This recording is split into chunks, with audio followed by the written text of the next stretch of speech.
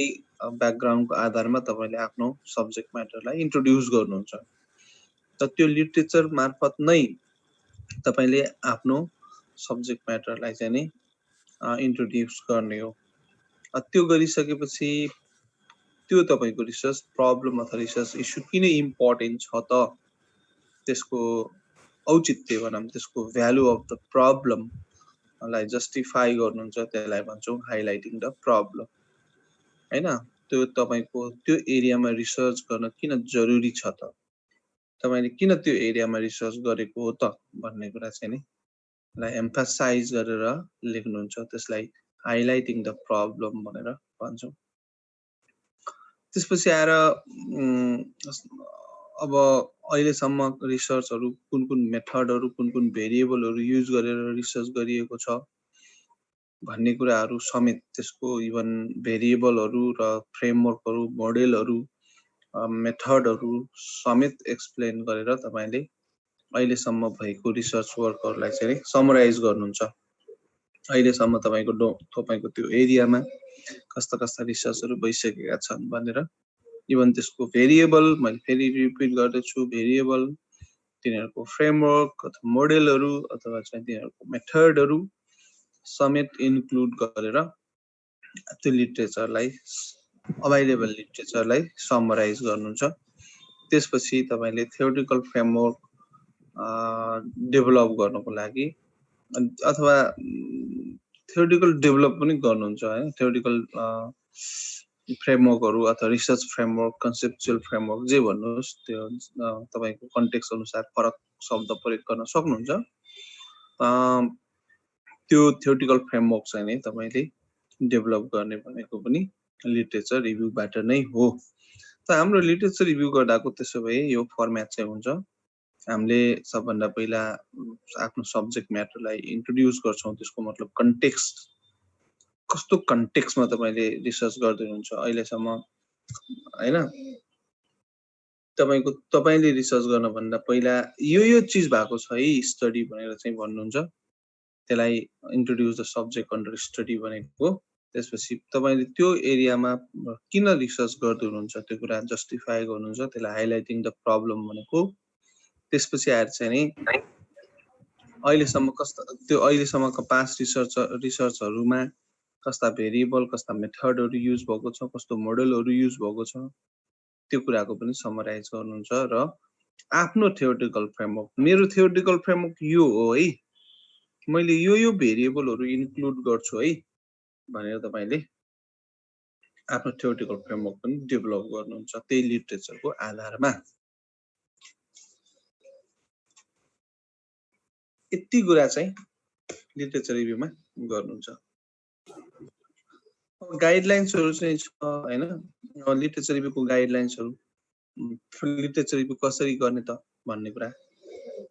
अब पहिलो, begin from comprehensive perspective to more specific studies that are associated with research problem भनेको मतलब तपाईले जहिले पनि ब्रोड पर्सपेक्टिभबाट सुरु गरेर स्पेसिफिक अब्जेक्टिभतिर आउनुपर्छ अथवा स्पेसिफिक प्रब्लमतिर चाहिँ आउनुपर्छ। यो कुरा त तपाईको युनिभर्सल्ली एप्लिकेबल चीज हो। तपाईको राइटिङमा, कुनै पनि राइटिङमा होस्, चाहे त्यो थेसिस राइटिङमा होस्, चाहे तपाईको अरु कुनै खालको प्रोफेसनल राइटिङमा यो कुरा मेन्टेन गर्नु होला। जहिले पनि तपाईले ब्रोड सेन्टेन्सबाट सुरु गर्नुहुन्छ र स्पेसिफिक सेन्टेन्समा आएर सकाउनुहुन्छ तपाईको त्यो प्याराग्राफ।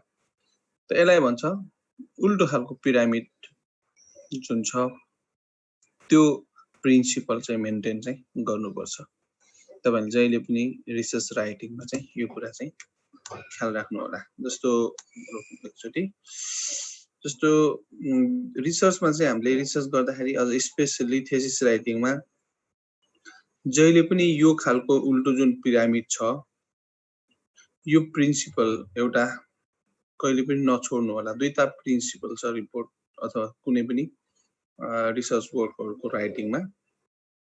एउटा यो नछोड्नु होला, अर्को चाहिँ तपाईको चेन रिलेसनशिप चाहिँ तपाईले नछोड्नु होला राइटिङमा। जहिले पनि यो दुईटा कुरा चाहिँ ध्यान दिनुस्। त्यही कुरा भनेको यो पहिलो यो चाहिँ भनिरहेछ यसले। त भनेको मतलब जहिले पनि हामी ब्रोड पर्सपेक्टिभबाट सुरु गर्छौं कुनै पनि च्याप्टर अथवा कुनै पनि हामीले टपिक लेख्ने बेला, चाहे त्यो लिटरेचर रिभ्यू गर्ने बेला होस्, चाहे हामीले अब्जेक्टिभ लेख्ने बेला होस्, चाहे स्टेटमेन्ट अफ प्रब्लम लेख्ने बेला होस्, हामीले जहिले पनि ब्रोडबाट सुरु गर्छौं अनि बिस्तारै स्पेसिफिक भएर चाहिँ जान्छौं र त्यो प्याराग्राफको अन्तिममा हामीले स्पेसिफिक कङ्क्रिट कुरा चाहिँ भन्छौं। त्यो इंग्लिश अथरहरूले लेखेको बुकहरू हेर्नुभयो भने पनि यो खालको राइटिङ चाहिँ तपाईले देख्नुहुन्छ। दोस्रो चाहिँ तपाईको यो चेन रिलेसनशिप हो। चेन रिलेसनशिप भनेको चाहिँ तपाईको हरेक राइटिङमा तपाईको कोहेसन हुनुपर्छ। यो कोहेसन भन्छ यसलाई हैन। त्यो कोहेसिभनेसलाई चाहिँ तपाईले मेन्टेन गर्नुपर्छ। यसको मतलब तपाईको एउटा प्याराग्राफ र अर्को प्याराग्राफको पनि लिंकेज हुनुपर्छ र एउटा टपिक र मतलब एउटा हेडिङ र अर्को हेडिङको पनि लिंकेज हुनुपर्छ। जस्तो कि तपाईको रिसर्च प्रब्लमको लिंकेज रिसर्च अब्जेक्टिभसँग हुन्छ, रिसर्च अब्जेक्टिभको लिंकेज थ्योरेटिकल फ्रेमवर्कसँग हुन्छ, त्यसको लिंकेज रिसर्च मेथडसँग हुन्छ। रिसर्च मेथडको लिंकेज चाहिँ तपाईको डेटा एनालिसिससँग हुन्छ, डेटा एनालिसिसको लिंकेज तपाईको कन्क्लुजनसँग हुन्छ। यसरी चाहिँ हाम्रो चेन रिलेसनशिप भनेर चाहिँ भन्छौं अथवा चाहिँ कोहेसिभनेस चाहिँ मेन्टेन गर्नुपर्छ। त त्यही चीज हाम्रो लिटरेचर रिभ्यूमा पनि हामीले मेन्टेन गर्छौं। त त्यसैलाई चाहिँ हामीले के भनेको begin the comprehensive perspective, begin from comprehensive perspective and end with the specific research problem भनेर चाहिँ भनेको। अब second guideline, if the problem has a historical background, begin with the earliest reference। यदि कुनै लिटरेचरहरुलाई हामीले गर्ने रिभ्यू गर्ने बेला चाहिँ जहिले पनि अर्लिएस्टबाट चाहिँ सुरु गर्छौं हैन। अर्लिएस्ट सबभन्दा पहिला चाहिँ के भयो, कस्तो खालको रिसर्च भयो, त्यसपछि कस्तो रिसर्च भयो, त्यसपछि कस्तो रिसर्च भयो भनेर हामीले त्यसरी एउटा टाइमलाइन अनुसार चाहिँ नि लिटरेचरहरु एक्सप्लेन गर्दै आउनु पर्छ भन्ने कुरा हो। यो टाइमलाइन चाहिँ ख्याल गर्नु होला। अर्को चाहिँ नि avoid the extraneous detail of the literature, do a brief review. लिटरेचरमा चाहिँ तपाईको जस्तै कि तपाईको पर्टिकुलर एरियामा तपाईले लिटरेचर रिभ्यू गर्दै हुनुहुन्छ, जस्तै कि सर्भिस क्वालिटीमा भनेपछि सर्भिस क्वालिटीमा there are thousands of articles which have been written in the area service quality. तर तपाईले कुन लिटरेचरलाई रिभ्यू गर्ने, अब प्रत्येक तपाईको आर्टिकलहरुमा आफ्नै सेट अफ भेरिएबलहरु इन्क्लुड गरिएको हुन्छ। त्यसले गर्दा सबै भेरिएबललाई तपाईले इन्क्लुड गर्न पनि सक्नुहुन्न। अब यति धेरै भेरिएबलहरु, कुनै भेरिएबलहरु तपाईको इन्डिपेन्डेन्ट नेचरका हुन्छन्, कुनै डिपेन्डेन्ट नेचरका हुन्छन्, कुनै हैन तपाईको इन्टरभेनिङ नेचरका हुन्छन्, कुनै एक्सट्रानियस नेचरका हुन्छन्। त्यसैले गर्दाखेरि अब एक्सट्रानियस भेरिएबलहरुलाई इन्क्लुड नगर्नुस् लिटरेचर रिभ्यूमा भन्नुको मतलब के हो भन्दा जुन भेरिएबलहरु तपाईको मोडलमा आउँदैनन्, त्यो मोडलमा नआउने अथवा थ्योरेटिकल फ्रेमवर्क भित्र नआउने भेरिएबललाई एक्सप्लेन गरेर तपाईले थेसिस मोटो गराउने अथवा रिसर्च पेपरहरु चाहिँ मोटो गराउने काम चाहिँ नगर्नु, त्यो आवश्यक छैन। जुन एक्सट्रानियस भनेको जुन भेरिएबल तपाईले आफ्नो रिसर्चमा स्टडी गर्नुहुन्न, जुन भेरिएबलको बारेमा तपाईले त्यो आफ्नो थ्योरेटिकल फ्रेमवर्कमा जुन भेरिएबल इन्क्लुड गर्नुहुन्न, त्यो भेरिएबललाई एक्सट्रानियस भेरिएबल भनेर चाहिँ भन्छ। अब त्यो एक्सट्रानियस भेरिएबलहरु चाहिँ नि तपाईले इन्क्लुड नगर्नुस् लिटरेचरमा, किनभने लिटरेचरलाई के गराउँछ भन्दा त्यसले भद्दा गराउने काम चाहिँ गर्छ हैन। त एकदम स्पेसिफिक भएर थोरै लिटरेचर भए पनि पुग्छ, धेरै लिटरेचर भएर राम्रो हुने भन्ने चाहिँ होइन। अर्को, always refer to the original source. Literature review गर्दाखेरि ओरिजिनल सोर्सको साइटेसन गर्नुपर्छ। तपाईले जस्तो हामीले साइटेसनको कुरा पढिसकेका छौं। फर एक्जाम्पल एउटा यस्तो हुन सक्छ कि माइकल पोर्टरको जुन 5 फोर्सेस मोडल छ, माइकल पोर्टरको 5 फोर्सेस मोडल तपाईले कहाँ पढ्नुभयो भन्दा थोम्सन एन्ड स्टिकल्यान्डको बुकमा पढ्नुभयो। अब हेर्नुस् है, अब तपाईले पढेको कसको, त्यो ओरिजिनल मोडल चाहिँ कसको, माइकल पोर्टरको 5 फोर्सेस मोडल हो। तपाईले पढ्नुभयो, बुक पढ्नुभयो कसको, माइकल पोर्टरको बुक पढ्नु भएन, तपाईले कसको पढ्नुभयो, थोम्सन एन्ड स्टिकल्यान्डको बुक पढ्नुभयो। अब भन्नुस् साइटेसन चाहिँ कुरा गर्नुहुन्छ, माइकल पोर्टरलाई साइटेसन गर्नुहुन्छ कि थोम्सन एन्ड स्टिकल्यान्डलाई गर्नुहुन्छ? त डेफिनेटली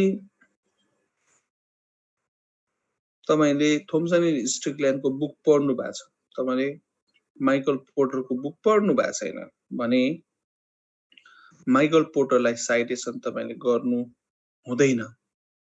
माइकल पोर्टरलाई जबसम्म माइकल पोर्टरको बुक पढ्नुहुन्न अथवा उसको आर्टिकल पढ्नुहुन्न तबसम्म तपाईले माइकल पोर्टरको अनुसार भनेर साइट गर्न चाहिँ मिल्दैन। त्यो गर्नुभयो भने तपाईको एथिकल इस्यु हो, त्यो प्रब्लम हो, त्यस्तो गर्न चाहिँ पाइँदैन। त किन भन्दाखेरि अब माइकल पोर्टरको आर्टिकल अथवा बुक पढेर थोम्सन एन्ड स्टिकल्यान्डले जे बुझे त्यही चीज तपाईको बुझाइ नरहन सक्छ। माइकल पोर्टरको ओरिजिनल टेक्स्ट पढ्नुभयो भनेदेखि तपाईको बुझाइ अर्कै हुन सक्छ।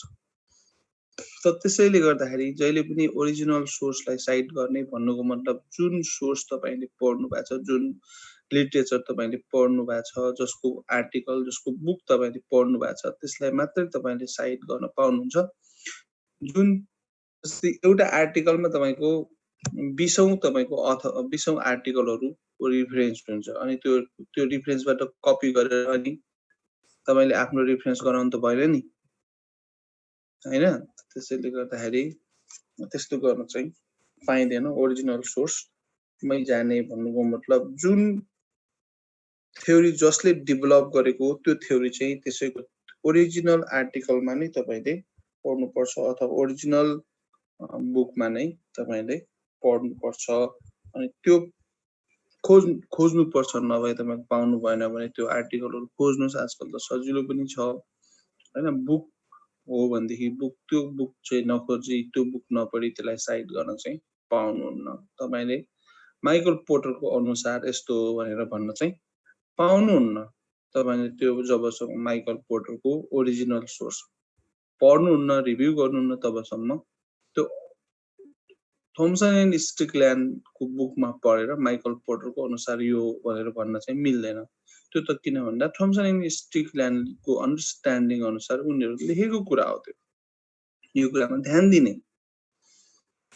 अब अर्को चाहिँ तपाईले लिटरेचर रिभ्यु गर्दाखेरि आर्टिकलहरुको अब्जेक्टिभ, मेथड, रिजल्ट र कन्क्लुजनहरुमा विशेष ध्यान दिने, यो चीजहरु बुझ्ने कोसिस गर्ने। त तपाईहरुलाई मैले अब एउटा असाइनमेन्ट तपाईले गरिसक्नु भएको छ, कति जनाले मेल गरिसक्नु भएको छ, कति जनाले अझै गर्नु भएको छ, थोरैले गर्नु भएको छ, मेल गर्नु भएको छ।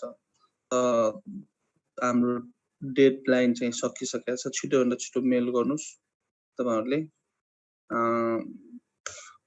सबैलाई त्यही भन्दैछु, जसले मेल गर्दैन अथवा ढिलो गर्छ, त्यो रिसर्च अनियनको मैले पढ्न भनेको थिएँ, पढेर खास त्यो रिडिङ हो, त्यो तपाईले लामो गर्नु पर्दैन, 2 पेज भए पुग्छ।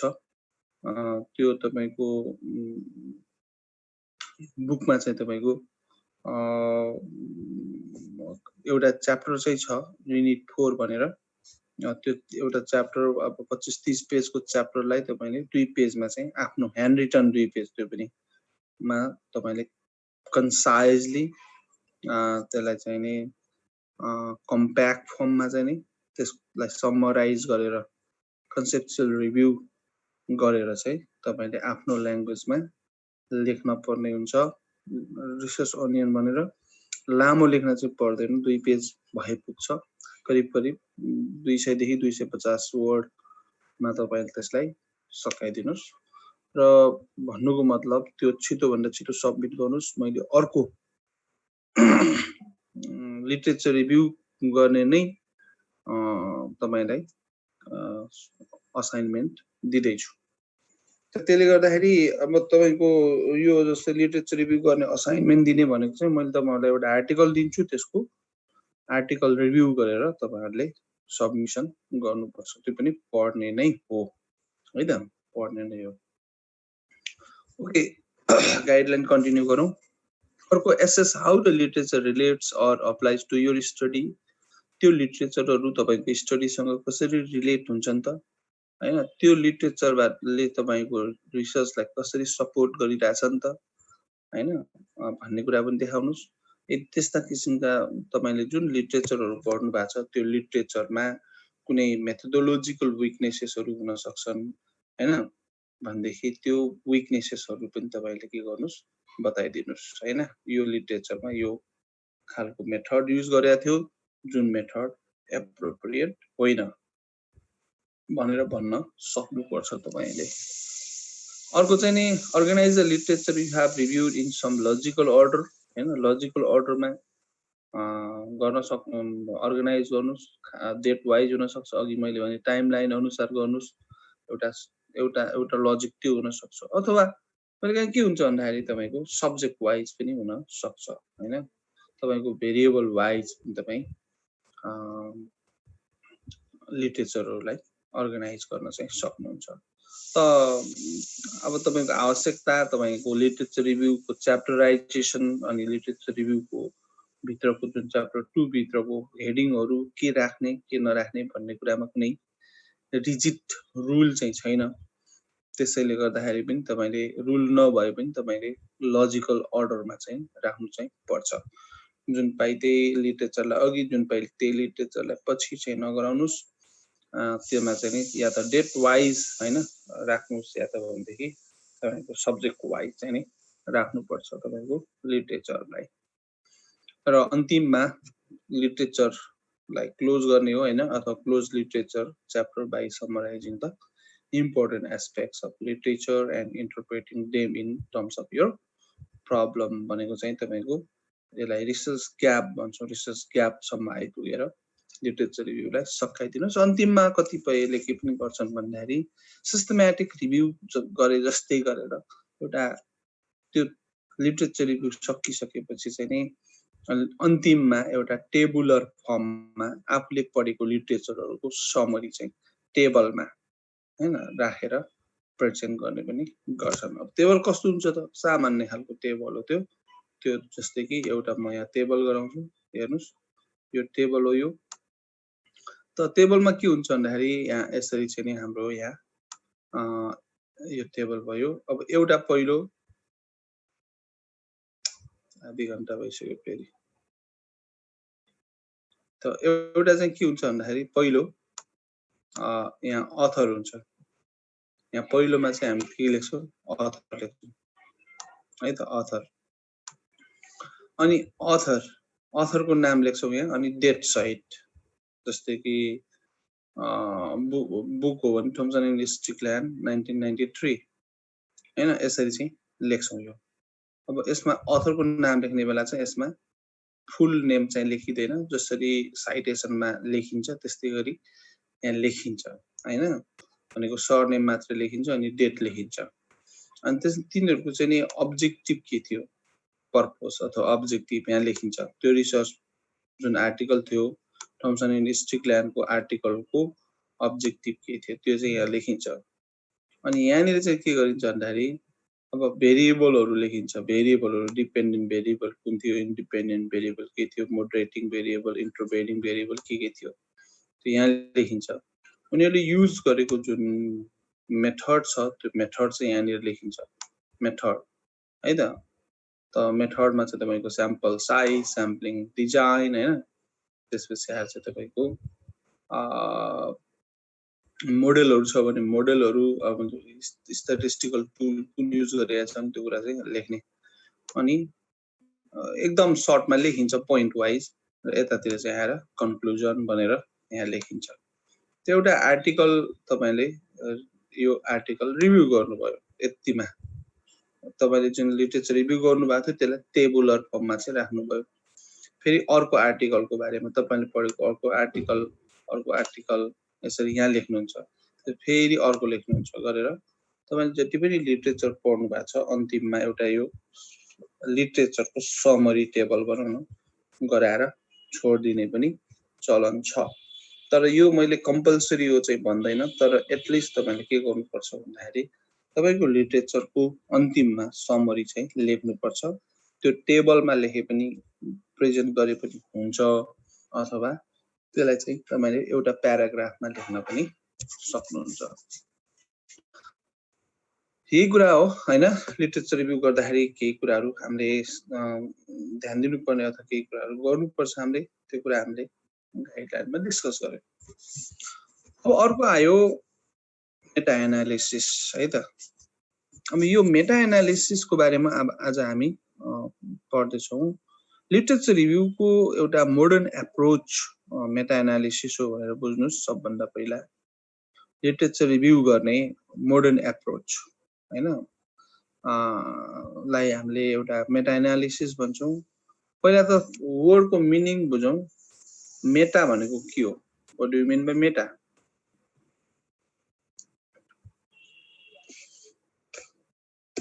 इन्द्रमणि? मेटा भनेको खै मेटाफोरबाट फर्मेसन त्यसकै उसो मेटाफोरबाट हैन। मेटा भनेको त मेटाको छुट्टै मिनिङ छ नि त।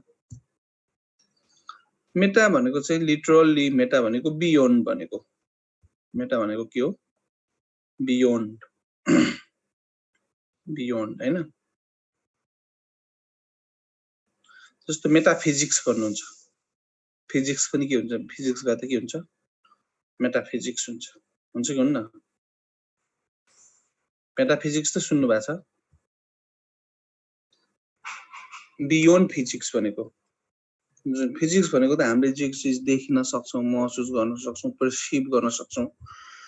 एयर हुन सक्छ हैन फिजिक्स, अथवा हाम्रो लाइट फिजिक्स हुन सक्छ, हाम्रो चाहिँ इनर्जी फिजिक्स हुन सक्छ, हाम्रो सब्स्टेन्सेस फिजिकल सब्स्टेन्सेसहरु फिजिक्सहरु हुन सक्छ, मास फिजिक्स हुन सक्छ हैन। यो सबै फिजिक्सहरु चाहिँ हो हैन। त हाम्रो वरपर जे छ अब त्यो भन्दा हामीले जे देख्न सक्दैनौं त्यो कुरालाई चाहिँ हामीले के भन्छौं? मेटाफिजिक्स। जस्तै कि भगवान हुनुहुन्छ अरे हैन, देवता हुनुहुन्छ, भगवान हुनुहुन्छ, दिस इज कल, अथवा चाहिँ हाम्रो सिक्स सेन्स कुरा गर्छौं हामी। सिक्स सेन्स, सिक्स सेन्स कुरा चाहिँ के भयो? सपनाको कुरा गर्छौं। त्यो कुराहरु चाहिँ तपाईको मेटाफिजिकल हो। त्यसैले गर्दाखेरि अब मेटा एनालिसिस भनेको के हो त? त्यसो भए बियोन्ड फिजिक्स भने जस्तै एनालिसिस, बियोन्ड एनालिसिसको कुरा भयो। त भनेको मतलब के हो भन्दा जति पनि रिसर्चहरु भएको हुन्छ पहिले नै, पास्टमा रिसर्चहरु भएको हुन्छ, तिनीहरु पास्ट रिसर्चमा भएको एनालिसिस जुन हुन्छ, तिनीहरुले प्रत्येक आर्टिकलमा एनालिसिस त हुन्छ कि हुँदैन? प्रत्येक रिसर्च आर्टिकलमा अथवा प्रत्येक थेसिसमा के हुन्छ? डेटा एनालिसिस त पहिले नै हुन्छ। चाहे त्यो क्वान्टिटेटिभ डेटा एनालिसिस होस्, चाहे क्वालिटेटिभ डेटा एनालिसिस होस्, त हुन्छ। त्यो एनालिसिस पछि पनि तपाईले फेरि के गर्नुहुन्छ? एनालिसिस गर्नुहुन्छ। त त्यसैले गर्दा meta analysis means the analysis of the analysis. कुरा बुझ्नु भयो? The analysis of the analysis अथवा बियोन्ड द एनालिसिस को कुरा चाहिँ हामी गर्दै छौं। यो त पास्ट परफेक्ट जस्तो रहेछ के?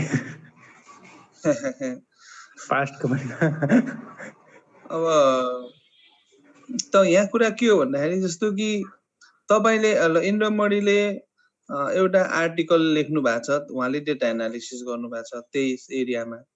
अब यहाँ सगुनले चाहिँ अर्को रिसर्च गरेको छ, त्यही एरियामा रिसर्च गरेको छ, तर उसको भेरिएबलहरु फरक हुन सक्छ, मेथडहरु फरक हुन सक्छ, कन्टेक्स्ट फरक हुन सक्छ।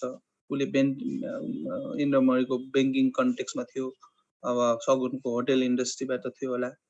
अब अर्को चाहिँ तपाईको यहाँनिर सुमितले चाहिँ नि अर्को त्यही एरियामा अर्को हुन सक्छ, अर्को डेटमा, अर्को कन्टेक्स्टमा, उसको हस्पिटलको एरियामा फरक मोडल युज गरेर सुमितको चाहिँ नि त्यही एरियामा चाहिँ रिसर्च भएको छ भनेपछि अब तीनवटा यहाँ रिसर्च भयो र तीनवटा रिसर्चले फरक फरक रिजल्ट दिन्छ।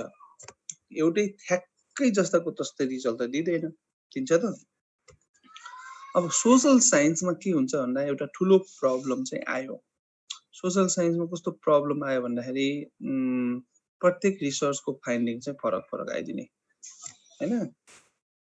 अब जस्तै कि इक्जाम्पलको लागि जब सेटिस्फ्याक्सनकै कुरा गर्ने भनेदेखि जब सेटिस्फ्याक्सन अब इम्प्लोयरको जब सेटिस्फ्याक्सन के भयो भने हाम्रो इन्क्रिज गर्न सकिन्छ, जब सेटिस्फ्याक्सन अथवा इम्प्लोइ सेटिस्फ्याक्सन कसरी बढाउन सकिन्छ भन्ने कुरामा नै रिसर्चहरू हैन एकदम माइलस्टोन रिसर्चहरू नै धेरै रिसर्चहरू भएको छ। अब त्यो एरियामा जुन रिसर्चहरू भएको छ त्यो रिसर्चहरूले कुनैले चाहिँ भन्छ रिवार्ड सिस्टम राम्रो हुनुपर्छ, कुनैले भन्छ वर्किङ कन्डिसन राम्रो हुनुपर्छ, कसैले भन्छ सुपरभाइजर र इम्प्लोइको रिलेसन राम्रो हुनुपर्छ, कसैले फ्लेक्सिबल वर्किङ आवर हुनुपर्छ, कसैले भन्छ एट्र्याक्टिभ बेनिफिटहरू अथवा अर्कोले भन्छ ग्रोथ अपर्च्युनिटीहरू, अर्कोले भन्छ तपाईको फेरि के भन्छ जब डिजाइनहरू राम्रो हुनुपर्छ भन्छ। त्यसैले गर्दाखेरि अब यस्ता चाहिँ फरक फरक रिसर्चले फरक फरक कुरा गरिदियो भने अब पोलिसी मेकरले केलाई एम्फासाइज गर्ने त? सपोज तपाईँ म्यानेजर हो, सपोज तपाईँ गभर्नमेन्टको तपाईको अफिसियल हो, तपाईले के गर्नु पर्यो डिसिजन मेकिङ गर्नु पर्यो, पोलिसी बनाउनु पर्यो। पोलिसी भनेको पनि के हो decision making on the regular एक्टिभिटिजलाई हामीले के भन्छौँ पोलिसी भन्छौँ हैन। जस्तै अब पोलिसी पहिले नै एडभान्समा डिसिजन गर्ने कुरा त हो नि पोलिसी भनेको। पोलिसी बनाउने भनेको जुन रेगुलर एक्टिभिटिजहरू चाहिँ हुन्छ डे टु डे एक्टिभिटिजहरू हुन्छ त्यस्तोलाई कन्ट्रोल गर्नको लागि एडभान्समै डिसिजन गरेर यस्तो गर्ने है भनेर डिसाइड गरेको पोलिसी भनेको पनि। त्यसैले गर्दा तपाईँ पोलिसी मेकिङमा हुनुहुन्छ भने अब तपाईँ कुन चाहिँ रिसर्चको आधारमा तपाईले पोलिसी बनाउने डिसिजन मेकिङ गर्दै हुनुहुन्छ नि कुन चाहिँ रिसर्चको सुमितको रिसर्चको आधारमा डिसिजन गरौँ कि अथवा चाहिँ सगुनको रिसर्चको आधारमा गरौँ कि अथवा चाहिँ तपाईको इन्द्रमणिको आधारमा गरौँ। It's very difficult to make decision हैन र त्यसैले गर्दा यही सेम प्रब्लम भयो अमेरिकामा 2005-2006 तिर यो कुराहरु चाहिँ त्यहाँको अमेरिकन सिनेटहरुले नेपालको सिनेट जस्ता लेखेको कुरा पनि पढ्न नजान्ने थियो नि है। त्यस्तो चाहिँ छैन त्यहाँ चाहिँ नि पढे लेखेका पनि छन् आफूहरु पनि र अनि पढेको मान्छेलाई रेस्पेक्ट पनि गर्छ। युनिभर्सिटी प्रोफेसरहरुले गरेको रिसर्चहरुलाई उनीहरुले रेस्पेक्ट पनि गर्छ। त त्यसैले गर्दाखेरि हाम्रो टाइम ख्याल राख्नु होला, टाइम केही सेकेन्ड छ। त्यसैले गर्दा 2007 मा चाहिँ नि अमेरिकन गभर्नमेन्टले उनीहरुको बजेट एलोकेसन गर्ने बेला सोशल साइन्स रिसर्चमा 70% बजेट चाहिँ नि काट्दियो, रिड्युस।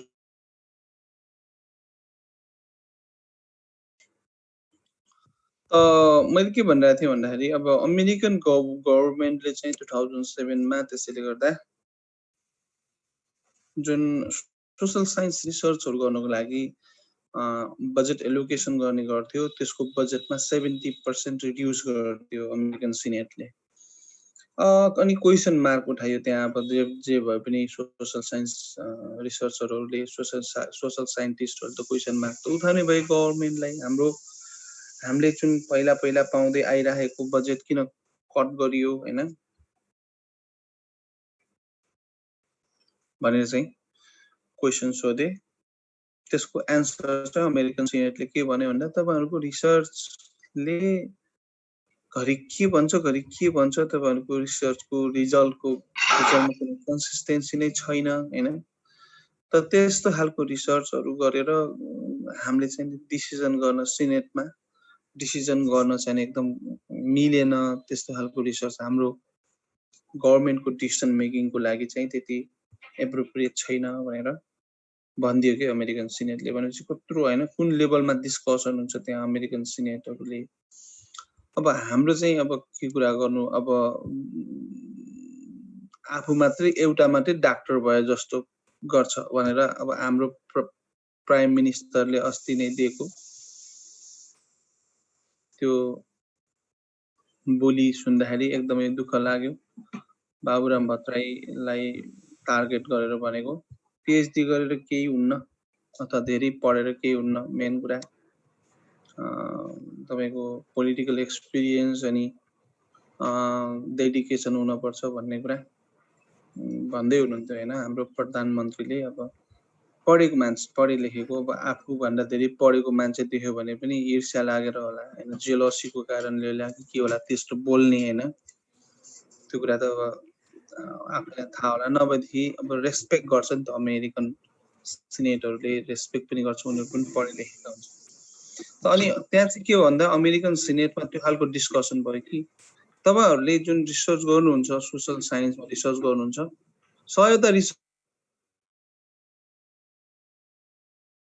अहिले पपुलर सफ्टवेयर भनेको CMA भन्ने चाहिँ भन्दो रहेछ हैन कम्प्रिहेन्सिभ मेटा एनालिसिस भन्ने सफ्टवेयर चाहिँ नि छ त्यो कम्प्रिहेन्सिभ मेटा एनालिसिस भन्ने सफ्टवेयर चाहिँ किन्नु पर्छ त्यही हो तर आर ओपन सोर्स भयो आर चाहिँ तपाईको किन्नै पर्दैन हैन तपाईले सबैको लागि संसारमा फ्री छ आर तर चाहिँ नि CMA भन्ने जुन सफ्टवेयर छ त्यो स्पेशली आर भनेको हाइली फ्लेक्सिबल सफ्टवेयर हो त्यो आर बाट नहुने केही पनि छैन जे गर्न सक्नुहुन्छ मतलब स्ट्याटिस्टिकल एनालिसिसहरुको लागि चाहिँ तपाईको आर बेस्ट हो हैन अहिलेको संसारमा भएको दुईटा सफ्टवेयरहरु सबैभन्दा राम्रा सबैभन्दा खतरा सब भविष्य हो स्ट्याटिस्टिक्सको भविष्य धानेका सफ्टवेयरहरु भनेको दुईटा सफ्टवेयरहरु चाहिँ हो एउटा आर हो अर्को चाहिँ तपाईको अलि गाह्रो मतलब अलिकता बढी गाह्रो छ त्यो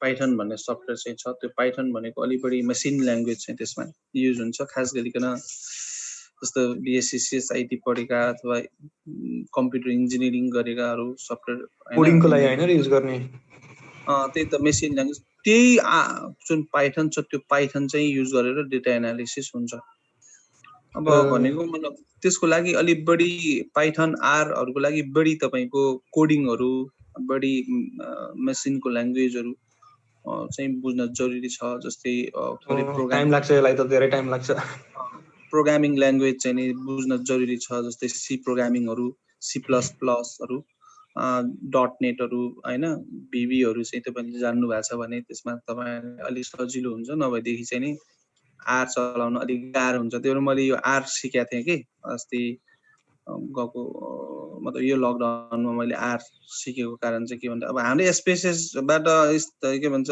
एक्सेलहरुबाट त गर्न सक्छौं हैन त्यही चीज तपाईले अब आर बाट कसरी गर्ने अनि पाइथनबाट कसरी गर्ने यस्ता सफ्टवेयर थुप्रै छ त्यसले गर्दाखेरि चाहिँ मैले मेटा एनालिसिस कसरी गर्ने आर बाट मेटा एनालिसिस कसरी गर्ने भन्ने वर्कसपमा भाग लिएको थिएँ एउटा अर्को चाहिँ CMA भनेर जुन कम्प्रिहेन्सिभ मेटा एनालिसिस भन्ने सफ्टवेयर छ त्यो युज गरेर मेटा एनालिसिस कसरी गर्ने भन्ने वर्कसपमा पनि भाग लिएको थिएँ त्यो एउटा रिगरस 20 घण्टाको प्रोग्राम थियो हैन 20 घण्टा भनेको हामीले चाहिँ दिनको 3 घण्टाको हिसाबले एक हप्तासम्म त्यो सिक्यौं हैन भनेपछि कत्रो 20 घण्टा मेटा एनालिसिस को हामीले अब गर्यौं भनौं न आर बाट यो के हो भन्ने भन्दा पनि आर बाट गर्यौं भनेपछि त यो कति ठुलो आफैमा अहिले एउटा एकदमै डोमिनेन्ट फिल्डको रूपमा चाहिँ विकास भइरहेछ मेटा एनालिसिस किनभने हरेक फिल्डमा चाहिँ तपाईको लिटरेचरहरु यति धेरै भइसक्यो यति धेरै रिसर्चहरु भइसक्यो कि त्यो रिसर्चहरु के को लागि गरिँदै छ त भन्ने कुरा नै भ्यू पाउन छोडियो त्यसले गर्दाखेरि चाहिँ नि कहाँबाट यो जस्मिनहरु यहाँ इन्क्लुड भएछन् हेलो जस्मिन आज हाम्रो क्लास हैन नि हैन भोलि हो नि त जस्मिन भोलि र पर्सि हो जस्मिन जोकेको भोलि पर्सि हो हाम्रो क्लास आज हैन नि हाम्रो क्लास भोलि र पर्सि हो नि यो अहिले म MBS को क्लासमा छु ओके सर नि इफेक्टिभ भयो आर बाट गरेको मजा आयो बहुत मजा आयो हैन मैले त पाइथन एउटा इन्जिनियर भए थिएँ र अहिले सिक्न पर्यो भनेको त लास्ट गाह्रो हुँदो रहेछ सकिएन त्यो धेरै टाइम लाग्दो रहेछ भयो अल्ला गाह्रो छ है म त भन्नु जमानामा अहिले त धेरै भुलिसके म जमानामा त कम्प्युटर प्रोग्रामिङ पढाउने मान्छे हो नि म हैन यसको त सजिलो भयो होला अलिअलि याद आयो होला कहाँ सजिलो भयो भुलियो नि कम्प्युटर प्रोग्रामिङ जस्तो चीजहरु त भुलिहालिन्छ नि त्यो त कोडिङहरु त्यो त प्र्याक्टिस दिनदिनै प्र्याक्टिस नगरे पनि भुलिन्छ रहेछ भुलिन्छ त्यो त म कहाँ तपाईको विक्रम सम्वत 2057-58 सालको मा पढाउँथे मैले हैन मैले पढाएको अब त्यो त धेरै वर्ष 17-18 वर्ष ग्यापमा चाहिँ कहाँ सम्झिन्छ त्यो सबै भुलिसकेर अब एनीवे जस अनि यो जुन ट्रेडिसनल रूपमा हामीले लिटरेचर रिभ्यू गर्छौं जुन अघि मैले भने टेबल बनाएर देखाएँ अब हाम्रो यहाँ जुन हिसाबले थेसिसहरुमा लिटरेचर रिभ्यू हुन्छ त्यो ट्रेडिसनल लिटरेचर रिभ्यू हो त त्यसैले गर्दा मेटा एनालिसिस एउटा बेस्ट एउटा अहिले अप्रोच आएको छ नयाँ तरिका चाहिँ आएको छ मेटा एनालिसिस मात्रै गरेर रिसर्च कम्प्लिट हुन्छ तपाईले डेटा कलेक्सन गर्न जाने दुनिया गर्नै पर्दैन मेटा एनालिसिस एउटा हाम्रो कस्तो भएको थियो इन्ट्रेस्टिङ भयो के जस्तो मसँग आज भन्दा करिब 7 वर्ष पहिला चाहिँ नि एउटा दिल्लीको प्रोग्राममा चाहिँ एकजना भेट भएको थियो साथी कस्प्रित कौर भन्ने चाहिँ एकजना फिमेल हामी चाहिँ त्यति बेला चाहिँ स्ट्रक्चरल इक्वेसन मोडलिङको हामीले एमोस भन्ने सफ्टवेयर सिक्न गएको थियौं दिल्ली त्यति बेला चाहिँ नि त्यो सिक्ने क्रममा मतलब त्यो ग्रुपमा चाहिँ एकजना कस्प्रित कौर भन्ने एकजना लेडिज थियो उले चाहिँ नि पीएचडी गरिरहेको थियो त्यहाँ चाहिँ नि प्राय पीएचडी स्कलरहरु अथवा पीएचडी सकिसकेपछि चाहिँ मान्छेहरुले ट्रेनिङ लिन आउँछ के पीएचडी सकिसकेपछि किनभने अब नलेज त एक्सपेन्सन गर्नु पर्यो पीएचडी को उ त भिडियो हैन बिल्ला त भिडियो तर आफुलाई चाहिँ के पनि आउन्न त भनेपछि त्यहाँ एकदमै पीएचडी गरिसकेपछि धेरै ट्रेनिङहरु लिन्छन् इन्डियामा अब नेपालमा चाहिँ के भयो भन्दा पीएचडी गरेपछि शेयर भएर बस्यो अब अनि के भयो भन्दा त्यहाँ पीएचडी गरेका अब हामी 30 जनाको मध्ये चाहिँ नि लगभग 22-23 जना पीएचडी गरिसकेका डाक्टरहरु चाहिँ थियो कस्प्रित कौरले चाहिँ पीएचडी गरिरहेथे त्यति बेला हैन मैले त्यति बेला चाहिँ नि केमा गरेको थियो भन्ने कुरा थाहा भएन तर मार्केटिङ डोमेनको हो भन्ने कुरा चाहिँ थाहा थियो मार्केटिङको एरियाको कुरा चाहिँ गरेको थियो त्यसले अब यो जुन आर भन्ने सफ्टवेयर छ आर भन्ने सफ्टवेयर ट्रेनिङ दिने बेला चाहिँ ट्रेनिङ दिने बेला चाहिँ उ पनि आयो भन्नुको मतलब त्यो भन्दा पहिला फेरि पोहोर साल हामीले जुन एनबिबो को क्वालिटेटिभ डेटा एनालिसिस सिक्न गएको थियौं दिल्लीमा त्यति बेला पनि त्यो आएको थियो फेरि पार्टिसिपेन्ट भएर अनि कस्प्रिटले भन्दै थियो मलाई चिन्नु भयो हाम्रो वहाँ भेट भएको थियो नि हाम्रो जेआरई इन्स्टिट्युटमा हाम्रो भएको थियो नि ग्रेटर नोएडामा भेट भएको थियो भन्छ त्यसले अनि मैले रिकल गरेँ मैले त अलि धेरै सम्झिन्न के मान्छे एकचोटि देखेको मान्छे भुलिहाल्छु अनि सम्झिँदा अनि याद भयो हैन त्यो पटर बोल्ने दाउदा याद भयो अनि हो भनेर भनेको दुईटा प्रोग्राममा हामी सँगै पार्टिसिपेन्ट भयौं है अनि आर भन्ने जुन अस्ति सफ्टवेयरको ट्रेनिङ छ त्यसमा त पुरा ट्रेनर भएर आएको छ त्यो त है ल हेर्नुस् है ट्रेनर भएर आएको छ अनि दङ्ग खायो कि अनि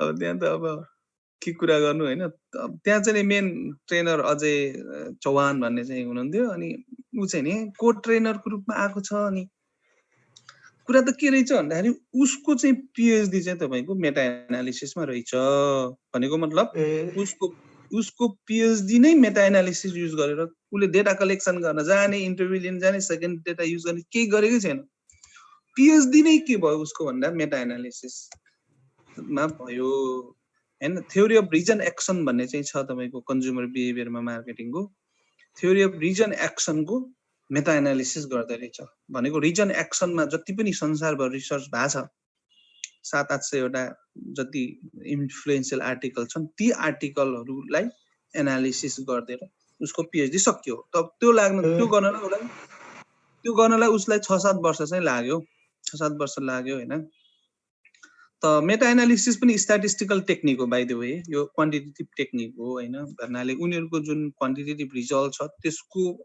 त्यसलाई डेटा मानेर हामीले फेरि फर्दर एनालिसिस चाहिँ गर्छौं त्यो चाहिँ नि त्यसैले गर्दा त्यसले चाहिँ नि डेटा नै युज गरेको छैन भन्ने हैन लिटरेचरलाई नै डेटा मानेको छ हैन त्यसरी चाहिँ उले पीएचडी गरेको रहेछ अनि अब उ त इन्डियाको त अहिले त फेमस तपाईको मेटा एनालिसिसको फेमस ट्रेनर भएर मलाई मेसेज आइरा हुन्छ अहिले पनि भर्खर टुङ्ग गरिरहेको थियो उसमा चाहिँ व्हाट्सएपमा इन्डियाका सबै ग्रुप छ नि त इन्डियाको ग्रुपहरु थुप्रै ग्रुपमा छु म मेसेज आयो अनि कस्प्रितले चाहिँ एकदम भ्याइ नभ्याइ छ अहिले पुरै ट्रेनिङ दिइरहेछ मेटा एनालिसिसको त्यो भनेपछि संसार कहाँ गइरहेछ हैन इभन इन्डिया पनि कति अगाडि गइसकेको छ है मेटा एनालिसिसमा काम गरिरहेछन् उनीहरूले बिग डेटामा चाहिँ काम गरिरहेछन् बिग डेटा भनेको बुझ्नुहुन्छ नि जहाँ चाहिँ तपाईको 1000-2000 डेटाको कुरा हुँदैन मिनिमम तपाईको बिलियन ट्रिलियन डेटामा चाहिँ काम हुन्छ उनीहरूको त्यस्तो चाहिँ तपाईको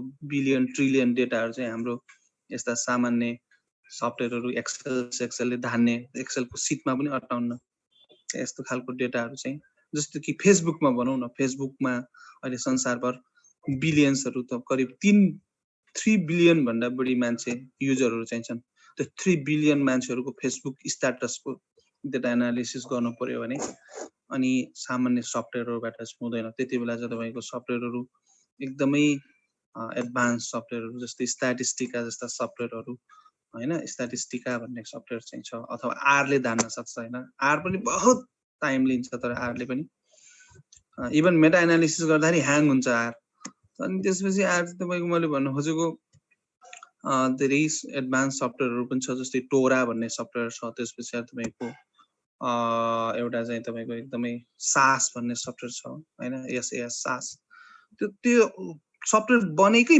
बिग डेटा ह्यान्डल गर्नको लागि हो भनेको जहाँ बिलियन्स अफ डेटाहरु चाहिँ छ त्यो हजारमा हैन बिलियन्स अफ डेटाहरु ह्यान्डल गर्नको लागि बनाइएको सफ्टवेयर चाहिँ तपाईको सास जस्ता सफ्टवेयरहरु टोरा जस्ता सफ्टवेयरहरु त्यसले गर्दाखेरि अब जुन छ यो मैले भन्न खोजेको जुन लिटरेचरको आधारमा हामीले के गर्छौं लिटरेचरको एनालिसिस गर्छौं त्यसलाई चाहिँ हामी भन्छौं मेटा एनालिसिस त मेटा एनालिसिस भनेको त्यसैले गर्दा यसमा पनि स्ट्याटिस्टिक्स अथवा क्वान्टिटेटिभ टेक्निकहरु चाहिँ युज हुन्छ त फर्मली कसरी डिफाइन गर्ने एकचोटि हेर्नुस् त्यहाँ meta analysis the statistical synthesis of the data from the separate but similar studies मैले भनेको सायद अब क्लियर भयो होला यो statement leading to a quantitative summary of a pool result है त भनेको पास्टमा सिमिलर खालको रिसर्चहरु चाहिँ छन् तर सेपरेट रिसर्चहरु हुन् भनेको इन्डमलले गरेको सगुनले गरेको सृष्टिले गरेको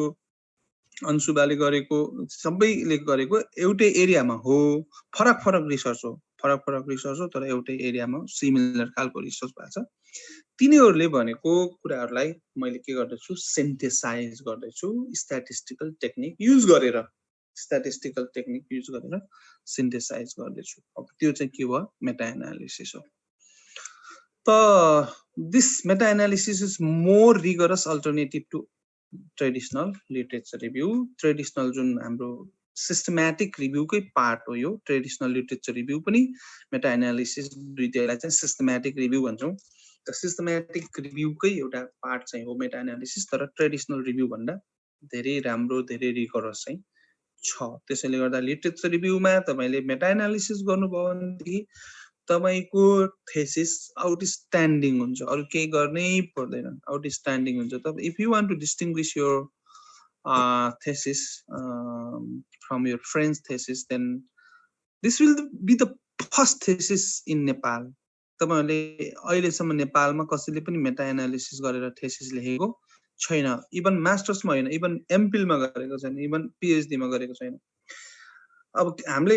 एमफिल मा त थोरै कन्सेप्ट मात्र जसरी तपाई अहिले कन्सेप्ट पढिराख्नु भएको छ मबाट त्यसैगरी हामीले मेटा एनालिसिसको कन्सेप्ट पढ्यौं हैन नभए मैले एमफिल मा प्रोबेबली गर्दिन्थे होला मेटा एनालिसिस मेरो थेसिसमा गर्थे होला त्यति राम्रो हो के यो मेटा एनालिसिस तर अब अहिले आएर बुझ्यो नि त मेटा एनालिसिस त अब अहिले बल्ल हामीले त पछि बुझ्यो नि त त्यसैले गर्दा तपाईहरुको टाइम छ तपाईहरुले मेटा एनालिसिस गर्न चाहनु भयो भने देखि युट्युबमा भिडियोहरु हेर्न सक्नुहुन्छ आजकल यति धेरै फेसिलिटिजहरु छ आजकल हाम्रो जस्तो 2060 सालको जस्तो गरिबीमा मतलब गरिबी भन्दा इन टर्म्स अफ टेक्नोलोजी गरिबीमा चाहिँ गर्न पर्ने छैन तपाईहरु एकदम रिसोर्सफुल हुनुहुन्छ त्यसले गर्दाखेरि अल्टरनेटिभहरु चाहिँ छ हैन इभन तपाईले मैले भने कि सफ्टवेयरहरु किन्न पनि पर्दैन आर जस्ता ओपन सोर्स सफ्टवेयरहरु पनि अवेलेबल छ आजकल त्यतिबेला थिएन त थियो आरहरु अब नाम पनि सुनेको थिएन हामीले नेपालमा त अब आर भन्ने चाहिँ आर पहिलो कुरा त आर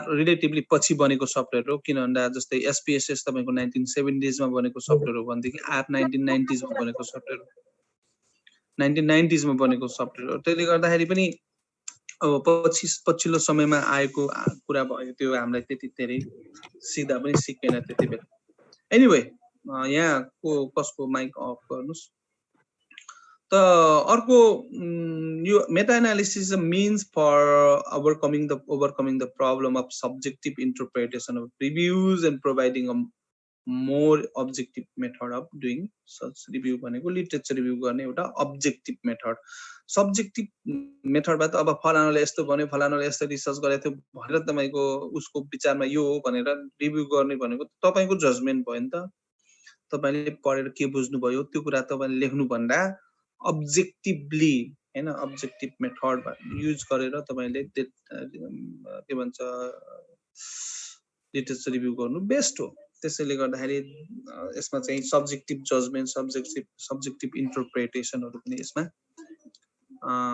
आउन दिँदैन यसले यसमा चाहिँ के हुन्छ जे हुन्छ अब्जेक्टिभ मेथडबाट चाहिँ हुन्छ भनेको यो चाहिँ डेफिनेटली सुपेरियर चाहिँ मानिन्छ र meta analysis combines all the research on one topic into one large review यसले चाहिँ खास अब त फ्र्याङ्कली भन्यो भनेदेखि हामीले कस्तो भयो थियो भन्दाखेरि त्यहाँ मैले मेटा एनालिसिसको त्यहाँ वर्कसपमा थाहा भएको कुरा मेटा एनालिसिसको प्रिन्सिपलले चाहिँ के भन्दो रहेछ भन्दाखेरि you should begin your Meta analysis process from at least 800 articles भन्दो रहेछ 800 आर्टिकल त्यो तपाईको एउटा आर्टिकल ओहो त्यसको प्रिन्सिपलै त्यही रहेछ तपाईको जस्तै कि तपाईको थ्योरी अफ रिजन एक्सनमा तपाईले रिसर्च गर्दै हुनुहुन्छ भने theory of reason action use गरेर गरेका 800 वटा रिसर्च आर्टिकलबाट तपाईले कम्तीमा पनि कलेक्सन गर्न पर्यो 800 वटा आर्टिकल कलेक्सन गरिसकेपछि तपाईले अब के गर्नुपर्छ भन्दा तपाईले जस्तो स्याम्पल सिलेक्सन गर्छौं यतातिर त्यस्तै त्यहाँ पनि 800 बाट चाहिँ स्याम्पल सिलेक्सन गर्नुपर्छ तर स्याम्पल सिलेक्सनमा त्यहाँको स्याम्पलिङ गर्ने तरिका फरक रहेछ के हुँदो रहेछ भन्दा तीन जना कम्तीमा पनि 3 जना एक्सपर्ट राख्दो रहेछ तिनीहरुले हैन त्यो आर्टिकल जान्ने एक्सपर्ट राख्दो रहेछ अनि 3 जना एक्सपर्टले चाहिँ त्यो 800 वटा आर्टिकल मध्येबाट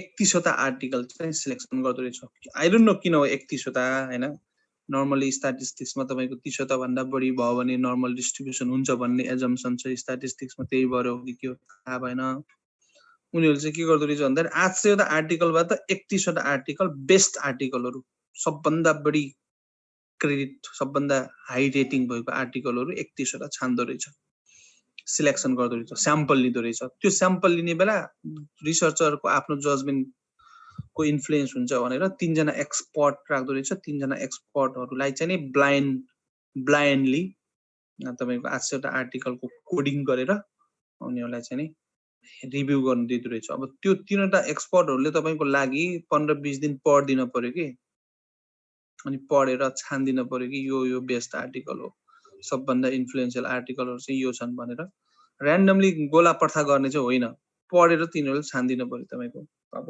एउटाले 10 वटा छान्छ अर्कोले 10 वटा छान्छ अर्कोले 11 वटा छान्छ त्यो गरेर 31 वटा आर्टिकल आयो हो त्यो 31 वटा आर्टिकलको अब तपाईले आरमा होस् अथवा सीएमए मा होस् कुनै सफ्टवेयरमा चाहिँ तपाईले 31 वटा आर्टिकलको रिजल्टलाई तपाईले इन्ट्री गर्नुहुन्छ हैन अनि त्यसपछि डेटा एनालिसिस आउँछ त्यहाँ फरेस्ट प्लट भन्ने आउँछ एकदमै अनि तपाईको त्यहाँ डायमन्ड भन्ने इन्फर्मेसनहरु चाहिँ आउँछ त्यो फरेस्ट प्लटहरु डायमन्डहरु एकदम इम्पोर्टेन्ट यति इन्ट्रेस्टिङ छ त्यो हैन यसको छुट्टै संसार छ एनीवे यो यसरी चाहिँ तपाईको मैले भनेको 800 वटा आर्टिकलहरुबाट सिलेक्सन गरेर 30 वटा आर्टिकलहरु आए आखिर आफ्टर अल सिलेक्सन मतलब तिनीहरुको क्रेडिट कमीले गर्दाखेरि चाहिँ नपरेका आर्टिकलहरुलाई त के कुरा गर्ने नभएदेखि अब कम्तीमा पनि 31 वटा आर्टिकल मेजर त्यो एरियामा भएको मेजर आर्टिकल हुन् नि त्यो त हाइली इन्फ्लुएन्शियल आर्टिकल हुन् नि त्यो आर्टिकलहरुलाई इन्क्लुड गरेर कम्बाइन गरिदिनु भयो तपाईले हैन अब मेटा एनालिसिसको स्टेप्स त अब डिटेलमा स्टेप्स त यहाँ मैले अब भन्ने अब यहाँ त्यतातिर नजाऊ तर सामान्य स्टेप चाहिँ यही हो सामान्य स्टेप चाहिँ यही नै हो कि पहिलो भेरिएबल कुन भेरिएबलहरु रिलेभेन्ट छ रिलेभेन्ट भेरिएबलहरु आइडेन्टिफाई गर्ने त्यसपछि लिटरेचरहरु सर्च गर्ने हैन जस्तो थ्योरी भेरिएबल आइडेन्टिफाई पनि गर्न पर्दैन कुनै पर्टिकुलर थ्योरी छ तपाईको हातमा भनेदेखि theory already consist of variable हैन र भेरिएबल बिनाको थ्योरी त यो संसारमा कुनै पनि छैन त त्यसैले गर्दाखेरि जस्तै मोटिभेसनको थ्योरी भनेर भन्नुभयो भने मोटिभेसनमा त त्यहाँ भेरिएबल अटोमेटिक आउँछ नीडको कुराहरू आउँछन् हैन आउँछ कि आउँदैन मोटिभेसनमा नीडका कुराहरू आउँछन् तपाईको सबकन्सियसनेसको कुरा आउँछ हैन त्यसपछि आएर हाम्रो माइन्डको कुराहरू चाहिँ आउँछन् अनि त्यसपछि एक्सपेक्टेसनको कुराहरू आउँछन् नीडमा आउँछ कि आउँदैन यी सबै भेरिएबलहरू हो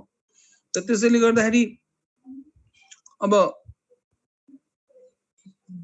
थ्योरी आइडेन्टिफाई गर्नु र भेरिएबल आइडेन्टिफाई गर्नु सेम हो यही कुरा हो त त्यो एउटा आर्टिकल अथवा थ्योरी फिक्स गरिसकेपछि त्यससँग सम्बन्धित हामीले अब लिटरेचर सर्च गर्छौं हैन लोकेट गर्छौं कहाँ छ भनेर पत्ता लगाउँछौं अनि सर्च गर्छौं सर्च गरिसकेपछि त्यसलाई रिट्राइभ गर्छौं कलेक्ट गर्छौं पढ्छौं अनि अघि मैले भने नि प्रोसेस तिनीहरु के गर्दै रहेछ तीनटा एक्सपर्टलाई राखेर तीनटा एक्सपर्टले सजेस्ट गर्दै रहेछ यो आर्टिकल चाहिँ तिम्रो लागि मेटा एनालिसिसको लागि स्याम्पलको रूपमा एप्रोप्रिएट छ भनेर सजेस्ट गर्दै रहेछ अनि त्यो आर्टिकललाई अब युज गरेर इन्ट्री गर्छौं डेटा इन्ट्री गर्छौं अनि प्रोसेसिङ गरेर रिजल्ट निकाल्छौं त्यसलाई नै हामी डुइङ मेटा एनालिसिस भनेर भन्छौं त यही नै हो स्टेप्सहरु यहाँ भन्न खोजेको यहाँ तपाईको बुकमा भनेको भन्दा मैले धेरै भने मेटा एनालिसिसको के प्रब्लम छ मेटा एनालिसिसको मेन कुरा के हो भन्दाखेरि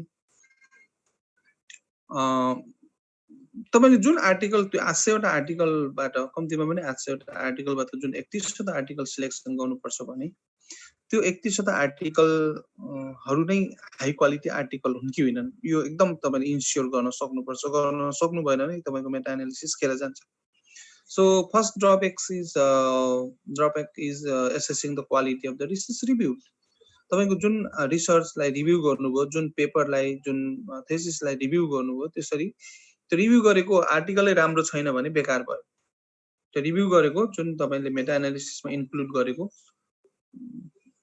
आर्टिकल नै को क्वालिटी राम्रो छैन भने तपाईको मेटा एनालिसिसको क्वालिटी राम्रो हुने कुरा आउँदै आउँदैन हैन त्यसैले गर्दा नै तपाईले बेस्ट आर्टिकलहरु सिलेक्सन गर्नुपर्छ भन्ने कुरा त्यही हो second putting everything together creates problem कहिलेकाहीँ के हुन्छ भन्दाखेरि जेनरलाइजेसन ओभर जेनरलाइजेसनको प्रब्लम चाहिँ हुन सक्छ किन भन्दा तपाईले यत्रो 800 वटा आर्टिकललाई एकै ठाउँ राखेर निकालेको फाइन्डिङलाई त डेफिनेटली तपाईले जेनरलाइजेसन गर्नुहुन्छ जेनरलाइजेसन भनेको you will come up with the new theory अब त्यो नयाँ थ्योरी अब त्यो पनि सिन्थेसाइज गरेर निकालेको अब त्यसलाई त तपाईले अब पोलिसी मेकरहरुले विश्वास नगरी भएन नि त गर्नै पर्यो नि त त्यसैले गर्दाखेरि त्यस्तो कहिलेकाहीँ के भइदिन्छ भन्दाखेरि त्यस्तो मेटा एनालिसिसबाट आएको रिजल्टहरुलाई थ्योराइज गर्दाखेरि चाहिँ अलि बढी ओभर जेनरलाइजेसन हुने सम्भावना पनि हुन्छ भन्नुको मतलब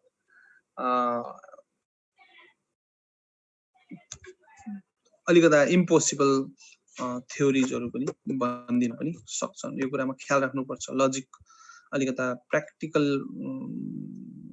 भएर पनि सोच्न चाहिँ जरुरी छ रिसर्च गर्ने बेला मेटा एनालिसिस युज गर्ने बेला कि इम्प्र्याक्टिकल कुराहरु त आएको छैन भन्ने कुराहरु पनि ध्यान दिन चाहिँ पर्छ त्यो गर्यो भने फेरि यो प्रब्लम चाहिँ हुन्न अर्को combining and comparing studies using different methods अब स्टडीहरु चाहिँ कस्तो हुन्छ भन्दाखेरि यहाँ त्यहाँ त तपाईको हेटेरोजेनिटीको कुरा र होमोजेनिटीको कुरा त आउँछ है त्यहाँ तपाईको फिक्स इफेक्ट र र्यान्डम इफेक्टहरु मेजर हुन्छ स्ट्याटिस्टिकलमा हैन फिक्स इफेक्ट मोडल हैन त्यसपछि र्यान्डम इफेक्ट मोडलहरु आउँछ त्यहाँ त्यो तपाईहरुले बुझ्नुहुन्न एटलिस्ट त्यो भनेको फिक्स इफेक्ट मोडलहरु भनेको चाहिँ हेटेरोजेनिटी टेस्ट गर्ने हो अब जस्तै तपाईको एउटाको आर्टिकल र अर्कोको आर्टिकलमा सिमिलरिटी के छ इनसिमिलरिटी डिसिमिलरिटिजहरु के छ त्यसैलाई डिसिमिलरिटिजहरुलाई हेटेरोजेनिटी भनेर चाहिँ भन्छौं नि त्यो हेटेरोजेनिटीहरु चाहिँ मेजरमेन्ट गर्नुपर्छ के हामीले रिसर्च गर्ने बेला मेटा एनालिसिस युज गर्ने बेला त त्यसरी त्यो हेटेरोजेनस स्टडीहरुलाई कम्बाइन गर्नु आइडिया चाहिँ ठीक हो कि हैन this is the next question heterogeneous जबकि तपाईको त्यहाँ त कस्प्रिटले निकै 2 दिनसम्म निकै एउटा सातवटा घोडाको पुरा एक्सप्लेनेसन गर्नुभएको थियो होमोजेनियस स्टडी हुनुपर्छ भनेर। सातवटा घोडा राखेर सातवटा घोडाहरू दौडिरहेछ हैन,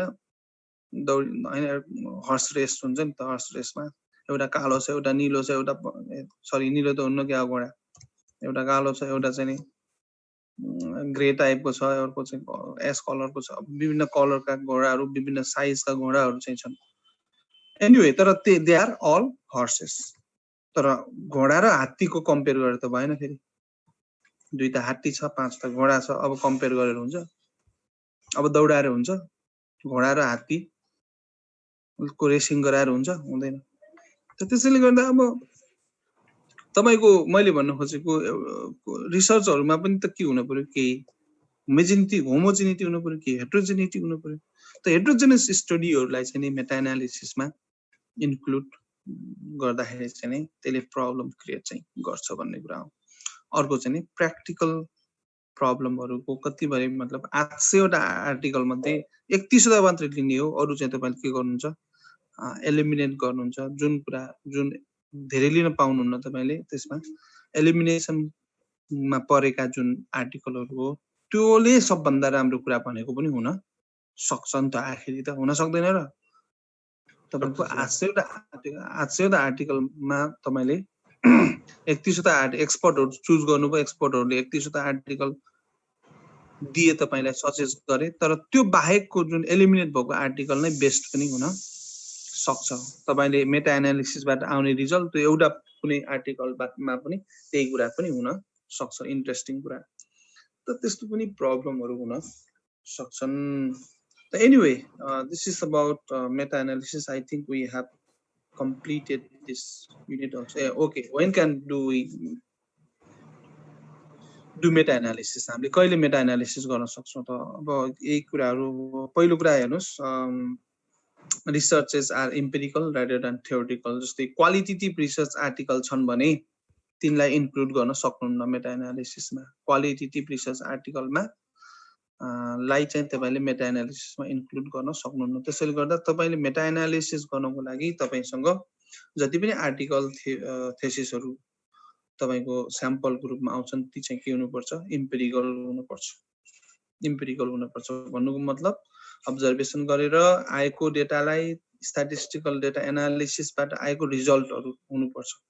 हामीले त्यहाँ सिम्पली के गर्ने हो भन्दा यस्तो गर्ने हो कि अब जस्तो कि पेपर जस्तै आर्टिकल भनौं न, आर्टिकल 1 को चाहिँ नि अनुसार फलानो भेरिएबलको मिन चाहिँ नि यति छ, अनि त्यसको स्ट्यान्डर्ड डेभिएसन यति छ, त्यसको चाहिँ नि कोरिलेसन त्यो दुईटा भेरिएबलको बीचको कोरिलेसन यति छ। आर्टिकल नम्बर 2 अनुसार चाहिँ नि त्यो भेरिएबलको मिन यति छ हैन, त्यसको चाहिँ नि स्ट्यान्डर्ड डेभिएसन यति छ र कोरिलेसन यति छ भन्दै हामीले चाहिँ त्यहाँ डेटा एन्ट्री गर्नुपर्छ।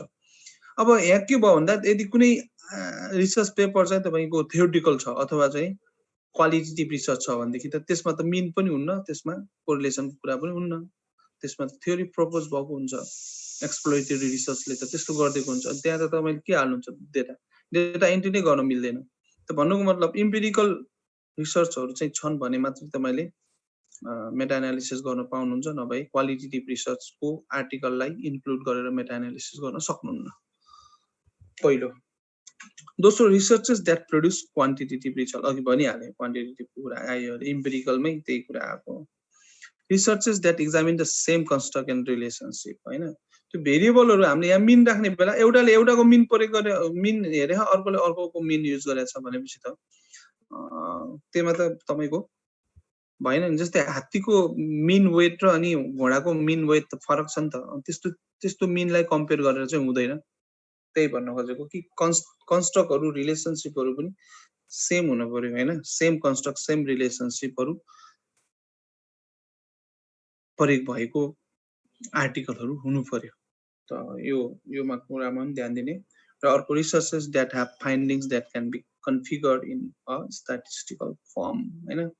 भनेको स्ट्याटिस्टिकल फर्ममा फाइन्डिङहरु आएको रिसर्चहरु चाहिँ हुन पर्छ, जसको कारणले गर्दा हामीले इफेक्ट साइजहरु हेर्न सक्छौं, कोरिलेसन कोएफिसिएन्टहरु, यी सबै चीजहरु मैले भने नि यहाँ यसरी हामीले इन्ट्री गर्ने हो, त्यहाँ डेटा इन्ट्री गर्ने हो।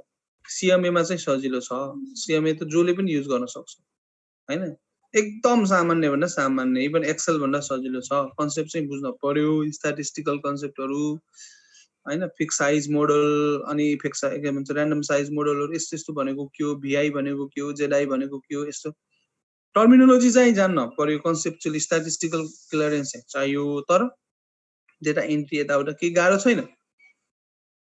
अब आर मा चाहिँ कोडिङै गर्न पर्छ, गाह्रो छ आर मा हैन।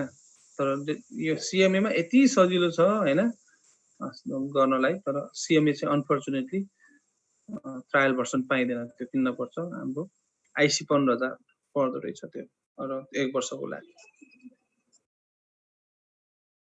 नो नो नो फ्रीमा छ त, अनि फ्लेक्सिबिलिटी पनि बढी हुन्छ। आर मा फ्लेक्सिबिलिटी पनि बढी हुन्छ, अनि कोडिङ गर्नु र अनि तपाईको डस र विन्डोजमा के फरक छ? डसमा तपाईले जे भन्नु त्यही गर्न सक्नुहुन्छ, अनि CUI मा GUI मा तपाईको रिजिड छ, त्यहाँ सफ्टवेयरले दिएको जहाँ अप्सन छ त्यसमा क्लिक गर्न गरे रिजल्ट दिन्छ, त्यो बाहेक अरु त क्लिक गर्न सक्नुहुन्न विन्डोजमा। तर डसमा त तपाईले आफै कोडिङ गर्न पाउनुहुन्छ के गर्न खोजेको भन्ने कुरा। फ्लेक्सिबिलिटी भयो नि डस। CUI आर भनेको CUI हो, आफै कोडिङ गरेर गर्ने हो, फ्लेक्सिबिलिटी भयो 1। दोस्रो कुरा फ्रीमा पाउनुहुन्छ तपाईले आर।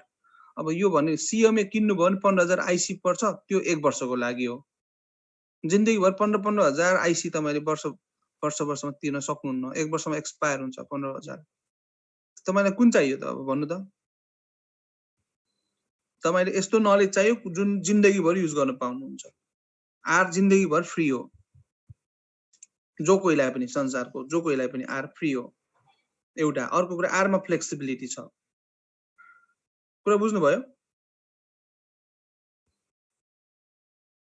ओके ओके ल, आजको क्लास पनि यति गरौँ। नेक्स्ट क्लासमा हामीले युनिट 3 सुरु गरौँला। आज मेटा एनालिसिसले खाइदियो।